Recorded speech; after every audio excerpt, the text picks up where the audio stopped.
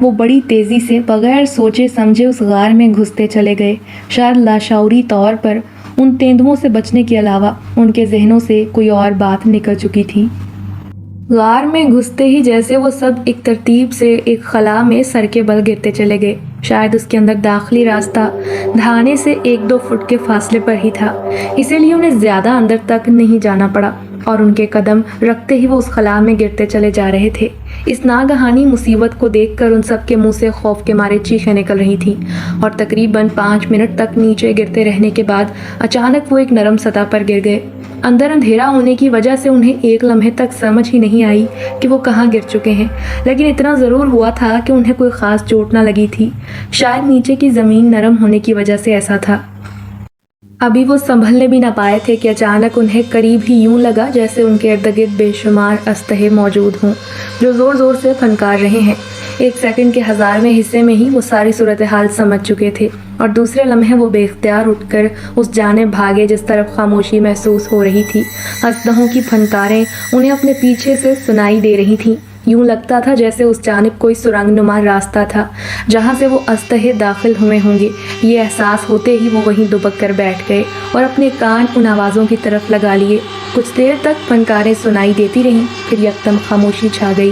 سب کے بیگ ان کی پشت پر مضبوطی سے بندھے ہوئے تھے، جو اس وقت بھی اسی حالت میں موجود تھے۔ دانیال نے جلدی سے ٹٹول کر اپنے بیگ میں سے ماچس نکالی اور جیسے ہی دیا سلائی جلائی تو سب کے ہوش اڑ گئے۔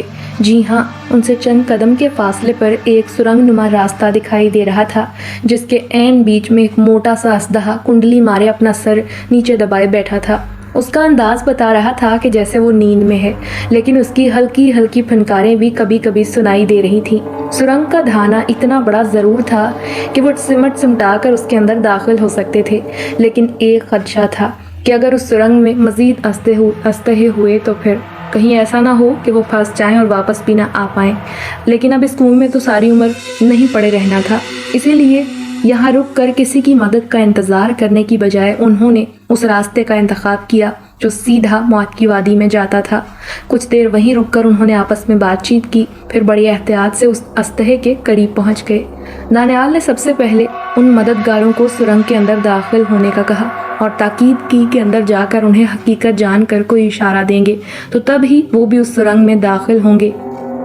مددگاروں نے اس بات میں سر ہلاتے ہوئے ڈرتے ڈرتے اور خود کو اس اسطحے سے بچاتے ہوئے سرنگ میں گھسیڑ دیا۔ تھوڑی دیر بعد اندر سے ایک چھوٹا سا پتھر کنویں کے اندر کی جانب گرا۔ انہوں نے کچھ لمحے انتظار کیا اور پھر ایک اور پتھر اندر آن گرا، پھر تیسرا۔ یہ بات انہوں نے سرنگ میں داخل ہوتے وقت طے کی تھی کہ اگر اندر کوئی خطرہ نہ ہوا تو وہ 3 پتھر وقفے وقفے سے ان کی طرف پھینکیں گے تاکہ وہ دونوں بھی سرنگ میں داخل ہو سکیں۔ چلو جلدی کرو اور سرنگ میں چلو، اندر کوئی خطرہ نہیں ہے۔ دانیال نے پتھر گنتے ہوئے اور انہیں اندر داخل ہونے کا کہا اور پھر وہ بھی اسی طرح احتیاط سے سرنگ میں گھس گئے۔ 1-2 بار تو انہیں یوں لگا جیسے کسی بھی لمحے وہ اسطحہ جاگ جائے گا اور ان پر جھپٹ پڑے گا، لیکن وہ اسی طرح بے سود سویا رہا۔ شاید اس کا پیٹ بھرا ہوا تھا۔ سرنگ میں چلتے ہوئے انہیں 20-25 منٹ ہی ہوئے ہوں گے کہ انہیں دور ایک جگنو سا چمکتا دکھائی دیا۔ غالباً وہ سرنگ کا دوسرا سرا ہوگا جو دور ہونے کی وجہ سے انہیں جگنو کی طرح ہی لگ رہا تھا، لیکن جیسے جیسے وہ اس کی جانب بڑھ رہے تھے ویسے ویسے اس کا حجم بڑھتا جا رہا تھا اور پھر جلد ہی وہ اس دھانے کے نزدیک پہنچ گئے۔ باہر سے تازہ ہوا کے خوشگوار جھونکے اندر کی جانب آ رہے تھے۔ کچھ دیر تک تو انہوں نے وہیں رک کر لمبے لمبے سانس لیے اور تازہ ہوا اپنے پھیپھڑوں میں بھری، پھر باری باری اس تنگ دھانے سے باہر نکلنے لگے۔ باہر نکلتے ہی جیسے ان کی نظریں سامنے والے منظر پر پڑی تو حیرت سے ان کی آنکھیں پھٹی کی پھٹی رہ گئیں۔ سرنگ کے دھانے سے باہر آتے ہی ان کے سامنے ایک ہرا بھرا جنگل موجود تھا جس میں جا بجا درختوں کی بہتات تھی، اور سب سے حیرت انگیز منظر جو انہوں نے دیکھا وہ یہ تھا کہ وہاں ہر درخت کے ساتھ بڑے بڑے مکڑی کے جالے لٹک رہے تھے جن میں مختلف اقسام کے پرندے پھنسے ہوئے تھے۔ بہت سے پرندے تو شاید مر چکے تھے لیکن کچھ ابھی بھی ان جالوں میں پھڑ پھڑاتے ہوئے نظر آ رہے تھے۔ اف خدایا، اتنے بڑے بڑے جالے! لگتا ہے ہم انہی خوفناک مکڑیوں کے علاقے میں پہنچ چکے ہیں۔ اگر ہم ان تیندوؤں سے خوفزدہ ہو کر اس سرنگ میں داخل نہ ہوتے تو شاید اب تک ان مکڑیوں کی تلاش میں ہم کہیں اور نکل چکے ہوتے۔ دانیال نے خوفزدہ لہجے میں کہا۔ بالکل ٹھیک کہا تم نے۔ اب ہمیں محتاط ہو کر آگے بڑھنا چاہیے۔ اس کے لیے 2 افراد پیچھے دیکھتے ہوئے آگے بڑھیں گے اور 2 آگے کی طرف دیکھتے ہوئے چلیں گے، عزیز نے جواباً کہا۔ پھر اسی طرح وہ لوگ بڑے چوکنا انداز میں ادھر ادھر دیکھتے ہوئے آگے بڑھنے لگے۔ ابھی وہ چند قدم ہی چلے تھے کہ اچانک دور سے 2 خرگوش کی جسامت کی مکڑیاں تیزی سے ان کی جانب بھاگتی چلی نظر آئیں۔ ان کے جسموں کا رنگ سیاہ تھا اور جسم پر پیلے رنگ کی دھاریاں تھیں۔ وہ بڑی تیزی سے دوڑتی ہوئی انہی کی طرف آ رہی تھیں۔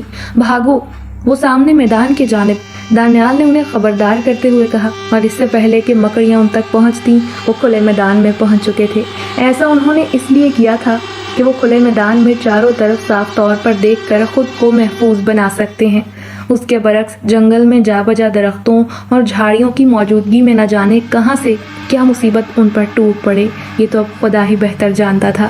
اس طرح تو ہم کبھی بھی ان مکڑیوں کو نہیں پکڑ پائیں گے، اور اس جسامت کی مکڑیاں پکڑ کر انہیں بحفاظت لے جانا ذرا مشکل ہو جائے گا، عزیز نے تعصب بھرے لہجے میں کہا۔ اس کا انداز یوں تھا جیسے اسے اپنی ساری محنت رائیگاں جاتی محسوس ہوئی ہو۔ کیا مطلب؟ ہم کون سا 10-12 مکڑیاں پکڑ کر لے جانا چاہتے ہیں؟ اگر 2-3 ہی ہمارے ہاتھ لگ جائیں گی تو وہی غنیمت سمجھیں گے۔ ویسے ان کو دیکھ کر مجھے تو یہی لگتا ہے کہ ہم ایک بھی زندہ سلامت نہیں پکڑ پائیں گے۔ جس طرح کی یہ دکھائی دے رہی ہیں اس سے تو صاف واضح ہے کہ یہ بہت زہریلی قسم کی ہے، اس سے بھی کہیں زیادہ جتنا ہمیں بتایا گیا ہے، دانیال نے ان سب کی طرف دیکھتے ہوئے کہا۔ خدمت گاروں نے کوئی جواب دینے کی بجائے خاموش رہنا ہی مناسب جانا۔ ویسے بھی اب وہ کیا کر سکتے تھے، اسی لیے خاموشی سے ان کے مابین ہونے والی گفتگو سننے لگے۔ کچھ دیر تک میدان میں رکے رہنے کے بعد انہوں نے وہیں پر کیمپ لگانے کا فیصلہ کیا، اور پھر پھرتی سے وہاں 2 خیمے نصب کرنے کے بعد کھانے پینے سے فارغ ہو کر وہیں بیٹھ گئے۔ آگے کا سوچنے لگے۔ ظاہر ہے اب اسی میدان میں تو نہیں بیٹھے رہنا تھا، اسی لیے جتنا جلدی ہو سکے وہ وہاں سے 1-2 مکڑیاں پکڑ کر واپس جانا چاہتے تھے۔ مکڑیاں تو بالکل ویسی تھیں جیسا انہیں بتایا گیا تھا، اسی لیے انہیں اب اس بات کی تسلی تھی کہ وہ بالکل ٹھیک جگہ پہنچ چکے ہیں جہاں ایسی مکڑیوں کی آماجگاہ ہے، اور مکڑیاں بھی وہی ہیں جن کی تلاش میں وہ اتنی دور آئے ہیں۔ میرے خیال میں ہمیں وہ سامان استعمال کرنا چاہیے جو ہم نے اس حشرات الارض والی دکان سے خریدا تھا۔ وہ سامان اس طرح کی مکڑیاں پکڑنے کے لیے ہی استعمال ہوتا ہے، اسی لیے ہمیں وقت ضائع کرنے کی بجائے فوری طور پر اس کے ذریعے اپنا مقصد پورا کر کے واپس لوٹ جانا چاہیے، عزیز نے چائے کا کپ ایک طرف رکھتے ہوئے کہا۔ درست کہا تم نے، ہمیں ایسا ہی کرنا چاہیے۔ پھر اسی طرح باتیں کرتے ہوئے اندھیرا پھیلنے لگا اور انہوں نے باری باری پہرا دینے کا پروگرام ترتیب دے کر کچھ دیر آرام کرنے کا سوچا، اور پھر اپنے خیموں میں جا کر نیند کے مزے لینے لگے۔ رات کافی گہری ہو چکی تھی، آسمان پر چاند اور ستارے چمک رہے تھے۔ کبھی کبھار کوئی بادل کا ٹکڑا چاند کے سامنے آ جاتا تو پل بھر کے لیے زمین پر اندھیرا چھا جاتا، پھر اس کے ہٹتے ہی یکدم اجالا پھیل جاتا۔ کافی سحر انگیز ماحول تھا، ہر طرف ایک گھمبیر خاموشی طاری تھی۔ جنگل میں موجود درخت یوں کھڑے تھے جیسے کوئی جنات کی فوج قطار بنائے کھڑی ہو۔ Please like, comment and subscribe the channel Shehzad Khan Horror Stories, and thanks for watching.